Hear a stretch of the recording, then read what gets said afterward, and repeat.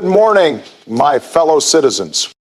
In the heart of our great nation, where the pursuit of knowledge has always been a beacon of hope and progress, a profound challenge has emerged. Harvard University, an institution synonymous with academic excellence and innovation, now finds itself at the crossroads of a pivotal moment in our democracy. Recently, the Trump administration presented Harvard with a series of demands: calls to dismantle diversity programs, alter admissions and hiring practices, and cooperate with immigration enforcement. Harvard stood firm, choosing to uphold its principles and the sanctity of academic freedom. Now, let me take a moment to speak plainly, not just as a public figure, but as someone who has walked the halls of academia, who has seen firsthand how institutions of learning shape the lives of young people and the destiny of a nation.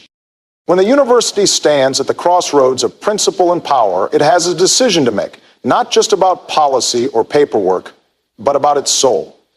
That's where Harvard found itself.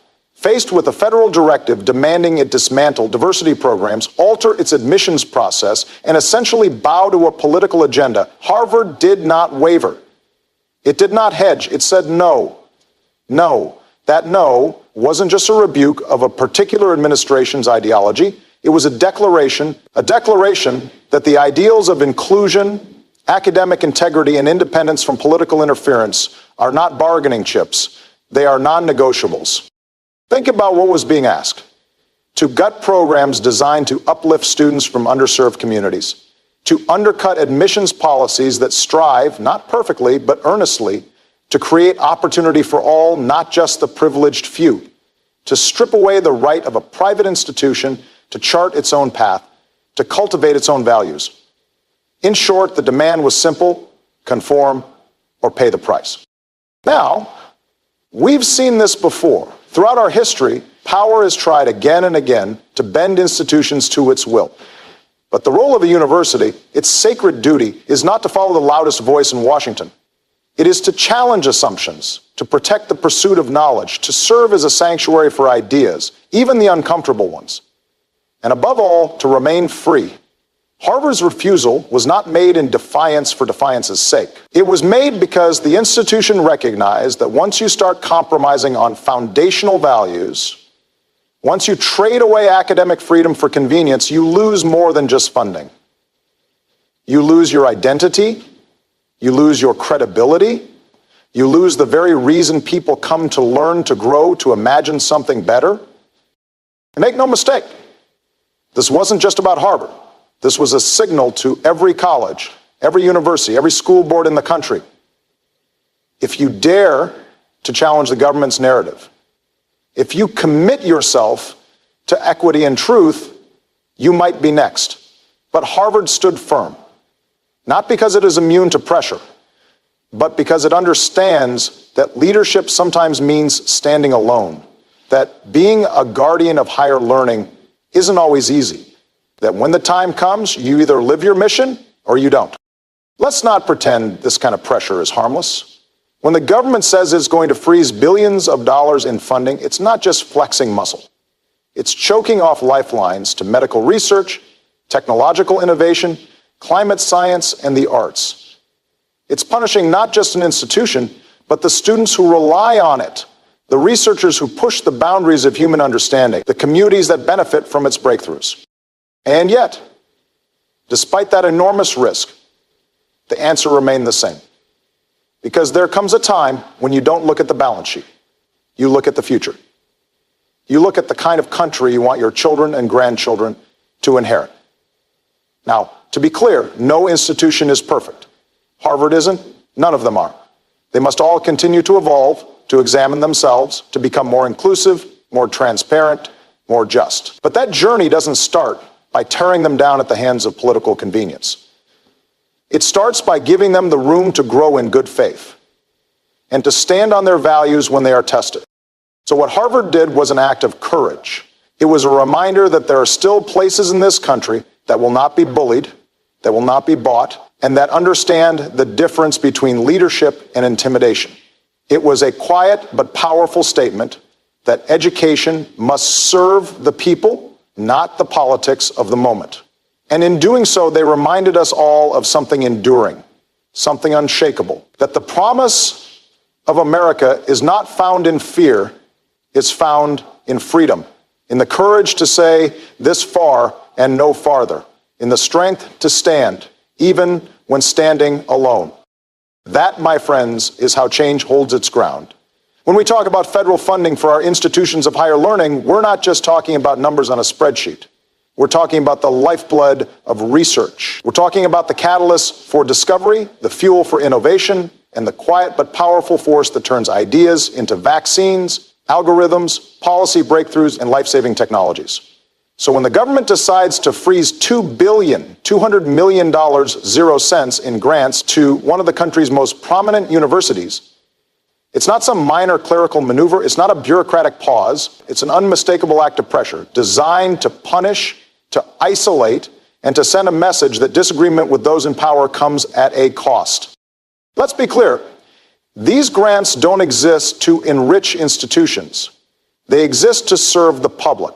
They fund cancer research. They fund the development of clean energy. They support studies that improve how we teach our children, how we protect our environment, and how we respond to the next pandemic before it hits. These grants represent a partnership, a trust between the federal government and the academic community that when we invest in knowledge, the whole nation benefits. And yet, in this case, that trust has been broken. Not because of a mismanagement of funds, not because of academic misconduct, but because the institution in question chose to stand on principle, chose to say, in essence, our mission is bigger than any one administration. That choice, apparently, was too much, and the response was swift.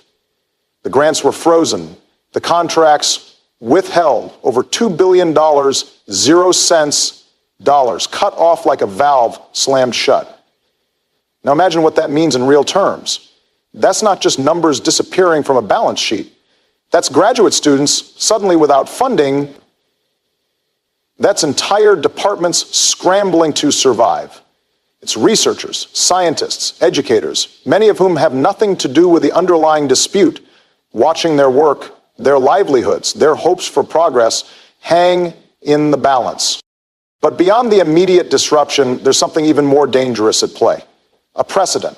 If a university can be financially punished for refusing to conform to the ideology of whoever holds office, then what happens to every other institution that dares to think independently?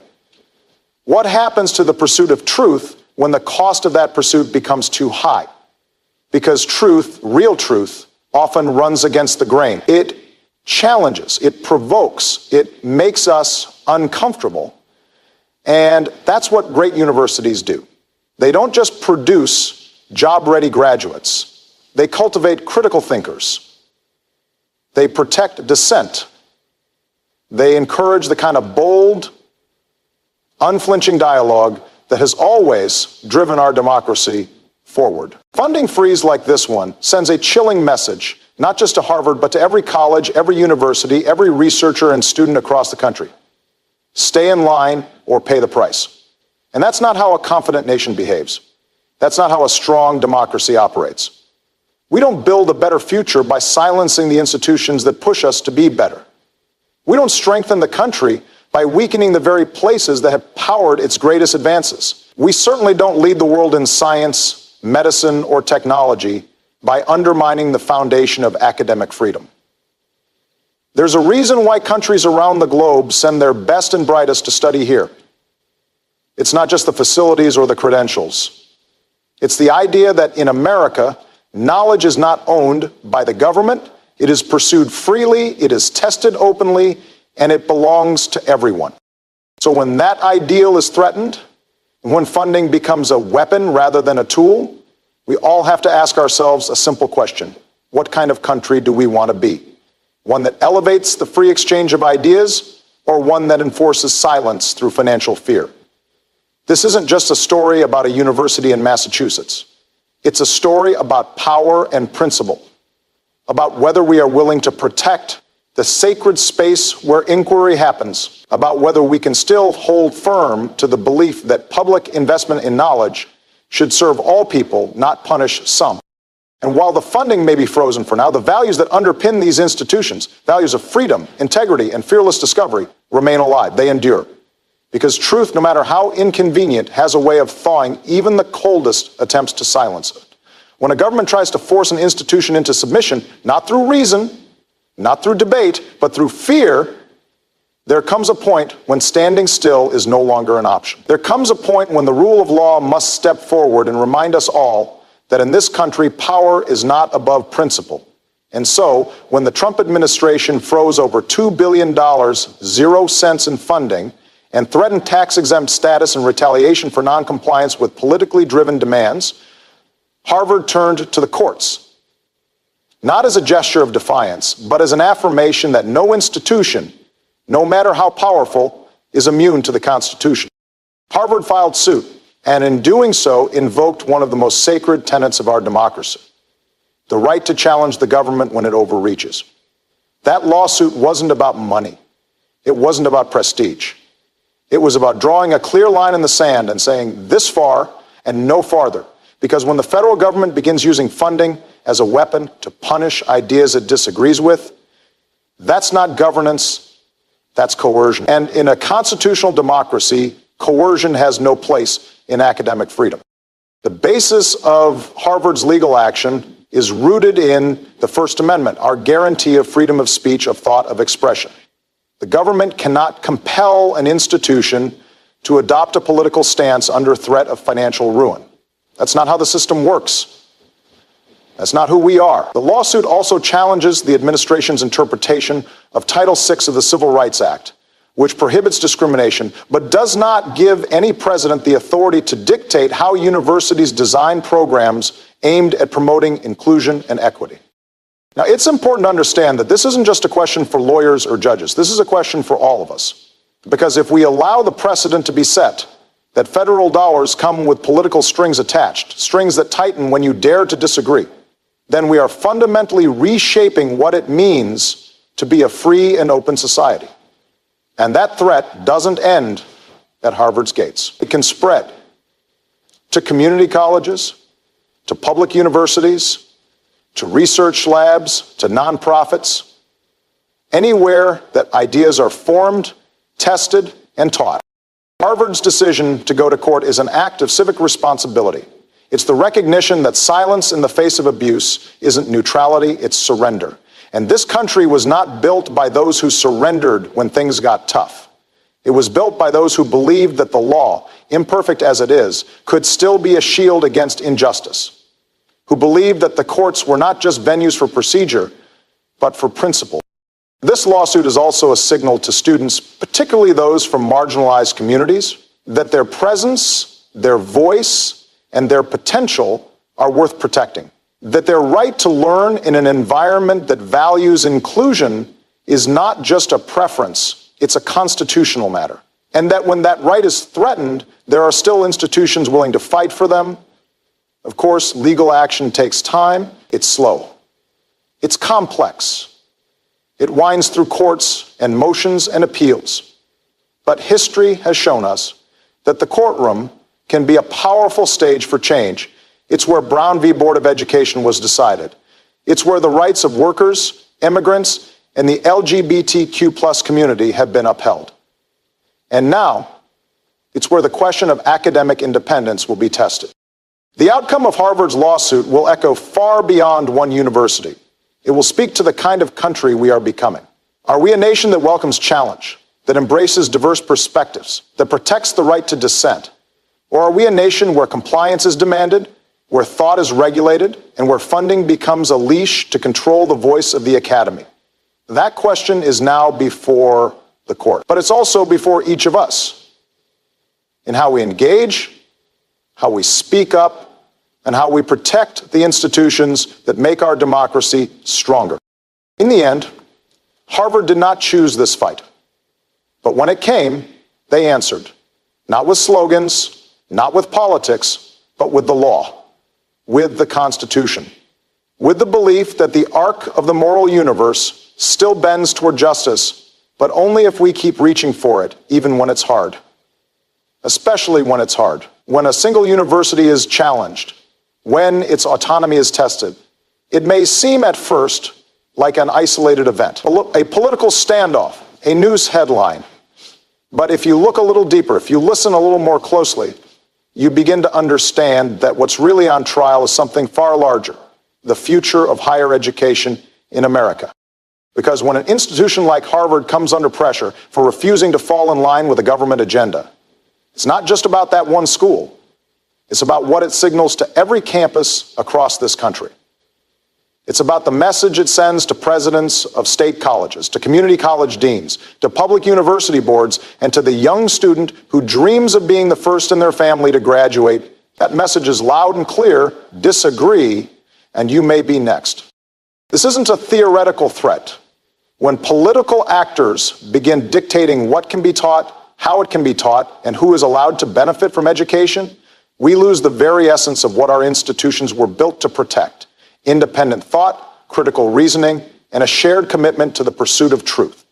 That pursuit has never been easy, it's never been neat, but it has always been essential. Over the last several years, we've seen an unsettling trend: efforts to rewrite curriculums, to ban books, to silence discussion around race, gender, and history. And now, with this latest action, freezing billions in federal funding as punishment for a university's refusal to comply with a political demand, we are entering even more dangerous territory. Because it means that the government is not just disagreeing with ideas, it's actively trying to control them. Now, let's be honest. Higher education has its challenges: rising costs, gaps in access, institutional inertia that too often protects the powerful and leaves the marginalized behind. But the answer to those challenges isn't to dismantle universities, it's to make them better, to make them more accessible, more accountable, more inclusive. And you don't do that by turning colleges into political tools. You do it by trusting them to do what they've always done best: challenge young people to think more deeply, to see more clearly, to act more boldly. When we allow political intimidation to take hold in our academic institutions, we lose more than freedom. We lose potential, we lose innovation. We lose the energy and brilliance of researchers who might have cured a disease, or engineers who might have revolutionized clean energy, or poets who might have changed how we see the world. That's not just a loss for our schools, that's a loss for our country. And make no mistake, if this kind of intervention becomes normalized, it won't stop at elite universities, it will spread. It will show up in state legislatures deciding which majors deserve public funding. It will affect tenure decisions, grant approvals, even classroom syllabi. It will erode the very fabric of academic independence, replacing scholarship with obedience. But there is still hope, because the academic community is resilient. Faculty, students, and administrators across the country are watching what's happening. They're speaking out. They're organizing. They're refusing to accept a future where education is dictated by politics rather than principles. This is a moment of clarity. A reminder that universities are not just places where young people earn degrees. They are places where society is shaped, where we wrestle with who we've been and imagine who we might become. If those places fall under the thumb of political pressure, if their mission becomes subject to the whims of power, then we all suffer. Not just the students, not just the scholars, but the entire nation. Because the strength of America has always rested in its willingness to invest in learning, to empower the curious, to protect the unpopular opinion, to understand that progress doesn't come from echo chambers, it comes from the messy, difficult, necessary work of debate, of discovery, of disagreement. So let this be more than a moment of outrage. Let it be a call to vigilance. Let it be a reminder that the defense of higher education is not just the job of professors or presidents. It's a shared responsibility. It belongs to every parent who wants their child to dream bigger, every student who believes knowledge can unlock the world, every citizen who understands that the freedom to think openly is the foundation of a healthy democracy. The question before us is simple. Will we allow our schools to become battlegrounds in a political war, or will we rise to protect them as beacons of possibility? Our answer will define not just the state of education, but the state of our union. There are moments in public life that seem technical on the surface. Legal designations, financial classifications, the kind of details that usually stay buried in the fine print. But every now and then, one of those details becomes a flashpoint, a symbol, a test of whether we still believe in fairness, in freedom, and in the principles that have long defined this country. The threat to revoke a university's tax-exempt status is one of those moments. Now, let's not pretend this is just about taxes, because when the federal government threatens to take away a university's nonprofit status, it's not about accounting. It's about control. It's about sending a message. Fall in line, or we'll come after your foundation. And that's not how a democracy should operate. That's how fear operates. That's how coercion takes hold. For over a century, educational institutions in this country, public and private, have been granted tax-exempt status not as a favor, but as a recognition of their unique role in our society. These are not corporations seeking profit. These are communities of learning, discovery, and service. They teach our children. They conduct groundbreaking research. They serve the public good. That's the social contract. And that's why the tax code treats them the way it does. Because we all benefit when knowledge grows. But when that status is suddenly threatened, not because of fraud, not because of financial mismanagement, but because a university refuses to follow a partisan script, then we have to ask, what is this really about? This is about a broader effort to politicize education, to punish institutions that dare to foster independent thinking, that create space for diverse perspectives, that believe students should be exposed to the full complexity of our history and our present. It's not just about Harvard or Yale or Stanford.